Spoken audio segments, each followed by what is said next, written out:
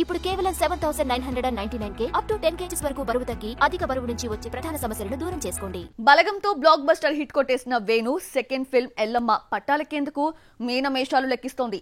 Hero ఓ పట్టాన set కాలేదు. నాని, నితిన్ వదిలేసిన ప్రాజెక్ట్ రీసెంట్ గా బెల్లంకొండ సాయి శ్రీనివాస్ వద్దకొచ్చిందన్న టాక్ నడిచింది. కానీ ఎవరూ ఫైనల్ కాలేదు. హీరోస్ ఎవరూ సెట్ కావడం లేదనుకున్న మేకర్స్ మ్యూజిక్ డైరెక్టర్ ని సెట్ చేశారట. వేణు ఎల్లమ్మ ప్రాజెక్టుకు హీరో కాకుండా మ్యూజిక్ డైరెక్టర్ ఎల్లమ్మలో హీరోగా మారబోతున్నాడు. అతడే మన రాక్ స్టార్ దేవిశ్రీ ప్రసాద్.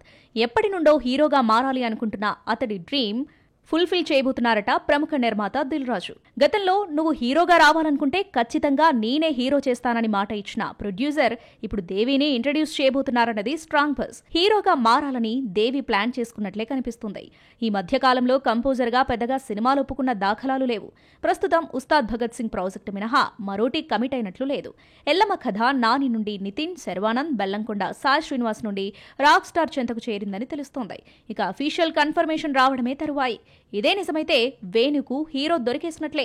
ఇక హీరోయిన్ వేట కంప్లీట్ అయిందో లేదో తెలియాల్సి ఉంది. మ్యూజిక్ డైరెక్టర్స్ అంటే కేవలం కంపోజింగ్కే పరిమితం కానక్కర్లేదు. హీరోలుగా రాణించగలమని హిమేష్ రేష్మియా, జీవి ప్రకాష్, విజయ్ యాంటోనీ హిపాప్ తమిళ వరకు ప్రూవ్ చేశారు.